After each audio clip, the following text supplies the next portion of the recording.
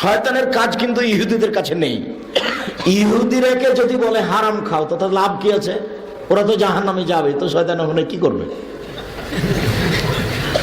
খ্রিস্টানেরা তো জাহান্নামে যাবে, তো শয়তান ওখানে কি করবে? যারা হিন্দু তারা তো জাহান্নামে যাবে, তো শয়তান ওখানে কি করবে?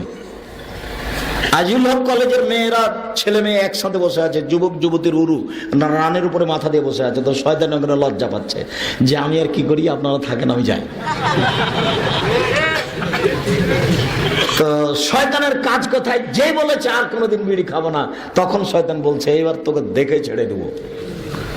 ওর ওয়াদা হয়ে আছে আল্লাহর সাথে, ও চুক্তি করেছে, বাজি ধরেছে আল্লাহর সামনে। আল্লাহ যখন বললেন এই ইবলিস, আদমকে সিজদা করলি না কেন? তখন ইবলিস বলছে আরে আমি আগুনের তৈরি, ও মাটির তৈরি, ও নিম্নমুখী, আমি ঊর্ধ্বমুখী, আমি তাকে কেমনে সিজদা করি? তখন আল্লাহ বলছেন এই তো অহংকার, বের হ, বের হ এখান থেকে, বের হ। তার নাম রাজিম, রাজিম মানে বের হ, সর এখান থেকে, পিটিয়ে তোকে বের করে দেবে এখান থেকে। তখন শয়তান বলছে আচ্ছা ঠিক আছে বের হয়ে গেলাম, ঠিক আছে বের হয়ে গেলাম, তবে আমার একটা কথা। কি কথা? কিয়ামত পর্যন্ত আমার জীবন দিতে হবে, আমি বেঁচে থাকতে চাই। ঠিক আছে দিলাম। আদমের ছেলে মেয়েকে জাহান্নামে নিয়ে যাব, কিভাবে নিয়ে যেতে সেটা আমার ব্যাপার, এই সুযোগ আমাকে দিতে হবে। ঠিক আছে দিলাম, নেন এবার নেও তুমি।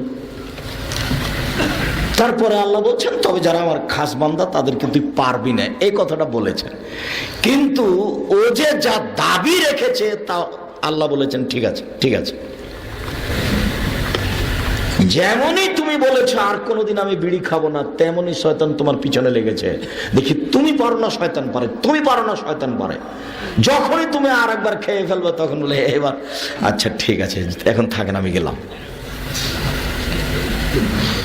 অজু করে ফজরের টাইমে যদি আপনি অজু করে সালাত আদায় করতে যান, তখনও খালি অপমান হয় আর গায়ে মাথা ধুলা টুলা মারে আর পালাই, মারে আর পালাই। চিজিরে কত চেষ্টা করলাম, ওকে বললাম যে শুয়ে থাক শুয়ে থাক শুয়ে থাক, তবু জোর করে উঠে গেল,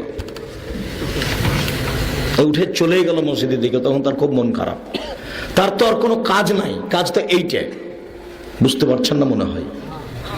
আল্লাহ বলছেন যে শয়তান তোমার স্পষ্ট শত্রু, খোলাখলি শত্রু। শয়তানের কাজ কি? লক্ষ লক্ষ কোটি কোটি শয়তান আছে। কলেজ বিশ্ববিদ্যালয়ে শয়তান সব চলে এসেছে বীর কুষ্টিয়া মাদ্রাসায়। ওর ছেলেরাকে ফজরের টাইমে যদি কোরআন মাজিদ না পড়াতে পারে তাহলে শয়তান বলবে একটা কাজ করেছি। ওরা যে খালি ফজরের উপরে কোরআন পড়ে যায়। আর ওই ছেলেগুলো তো যারা গান বাজনা খেলে দেখে, ওরা রাত 3টায় ঘুমিয়েছে, ও কি ফজরের সালাত আদায় করবে? না। শয়তান বলছে তাহলে এখানে আমার কোনো কাজ নেই। আবার শয়তান বলে যে তুমি যে মেয়ের সাথে এভাবে বসে গল্প করছো, তা আমি বিপদে পড়তে রাজি নই, তোমরা থাকো আমি গেলাম এখান থেকে।